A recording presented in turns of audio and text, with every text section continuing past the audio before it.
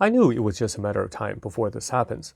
I have reviewed many LFP batteries on the channel, and I told you I would report back if there is a failure in any of those.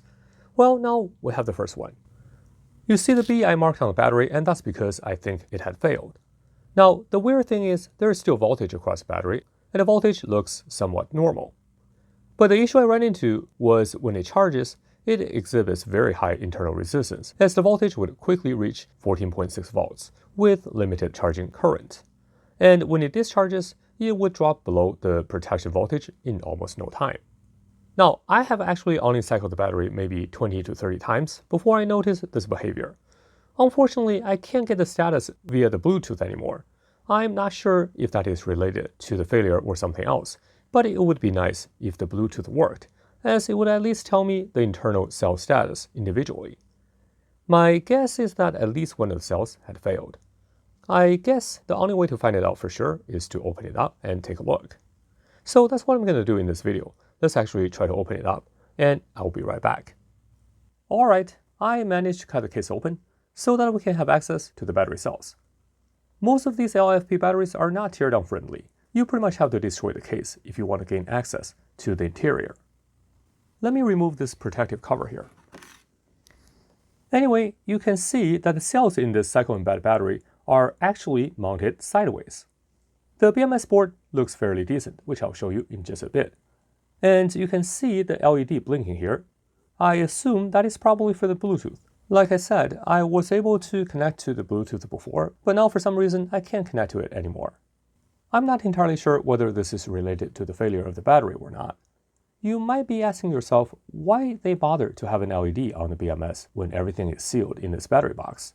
Well, my guess is that this is an off-the-shelf Bluetooth-enabled BMS module, and having the LED probably helps the testing prior to final assembly. Sure, the Bluetooth module and LED will draw some current, but the typical current draw is just a couple of milliamps in standby mode. Given the 100 amp hour capacity, the current draw is negligible.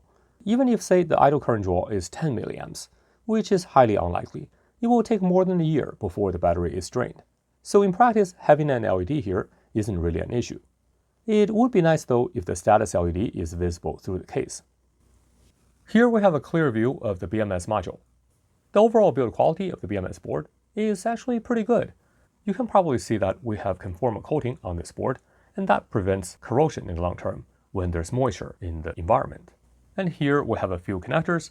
This one I believe is the balancing connector, and here we have a temperature sensor. The Bluetooth module is right underneath, and you can see the Bluetooth antenna here. The cables used here are 8 AWG ones, and you can see here we have two of these actually hooked onto one terminal, so two of these are connected in parallel.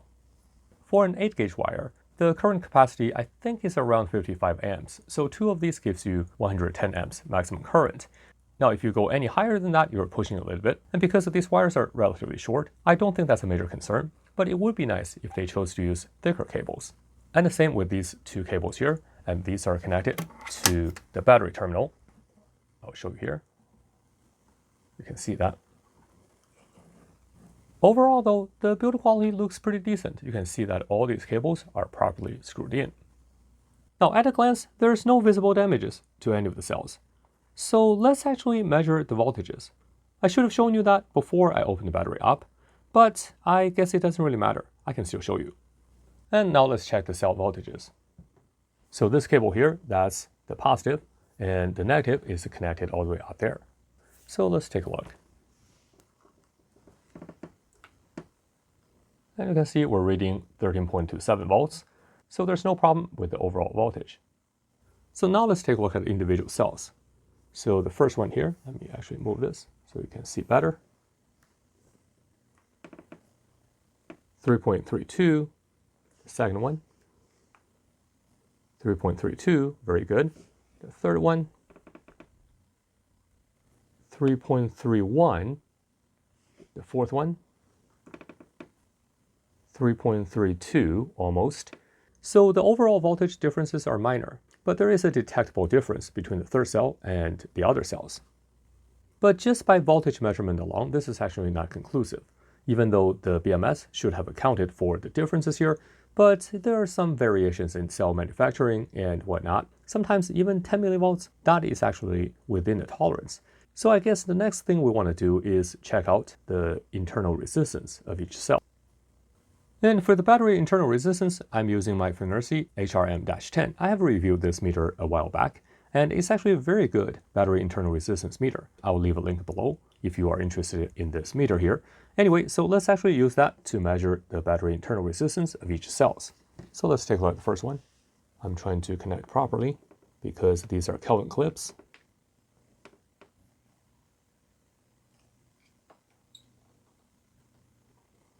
You can see we're reading 0.44, 0.45 milliohms. And how about the second one? Roughly in the ballpark, 0.4. Yeah, you can see 0.39.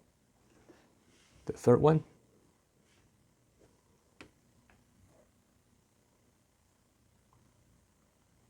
And we're reading 1.3 ohms. That's actually, we're reading 3 ohms. So let's try it again. Just want to make sure we're measuring it correctly.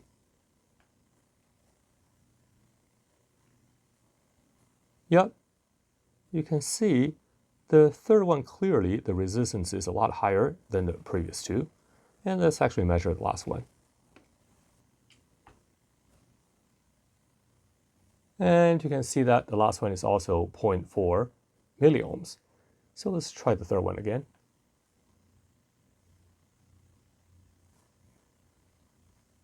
Yep.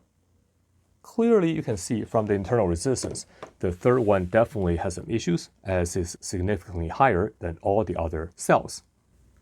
Well, this actually explains why I couldn't draw any meaningful current from the battery before the BMS cuts off the output. The BMS must have entered protection mode. So let me actually show you what happens if I try to discharge the battery. So for this test, I just connected an electronic load, and you can see here, right now the terminal voltage is at 13.33 volts. So let's actually enable the electronic load. And by the way, the current I set is at 3 amps. So let's turn it on. And you can see that immediately the output becomes 0. So let's actually take a look at what happens to the cells. So the one I'm interested in is the third one here. So let's take a look. And you can see the voltage had recovered.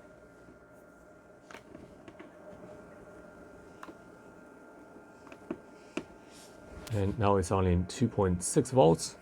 Clearly that's not ideal. Let's actually enable the output. You can see that this cell actually gets reversely biased because given its high internal resistance. And of course, now the BMS cut off the output, so the voltage across the cell is actually all over the place. Now I'm attempting to charge the battery. I'm using my power supply up there, you can see. And if you noticed, the output current is actually jumping all over the place. The terminal voltage is already at 14.6 volts. And again, that is because we have one cell that has very high internal resistance. So the voltage of that cell already probably exceeded the maximum, and the BMS is trying to manage that situation by cutting off the charging current. So let's actually take a look at the cell voltage. And while the battery is being charged, let's actually measure the cell voltage. So the first cell, 3.3, second one, 3.3, no problem. And the third one, that's a problematic one. And you can see that because of the high internal resistance, the cell voltage actually is far above the typical charging voltage. And of course, the BMS is trying to actually do its job by cutting off the charging. So that's why you see this oscillation. And the fourth one, that's normal as well. So now we know the failure mode of this particular cycle and LFP battery. The cells in LFP batteries do degrade over time, but it's quite rare for a cell to fail prematurely, only after a few dozen cycles. Perhaps the cell was already defective when assembled into this battery, and if that is the case, I guess the QA department has a lot of explaining to do. I can probably salvage the remaining 3 good cells though. I will figure that out. Anyway, I hope you enjoyed this short video. If you liked it, please remember to give it a big thumbs up, and don't forget to subscribe to this channel for more videos like this in the future. Your participation makes videos like this possible. Thanks for watching, and I will see you next time.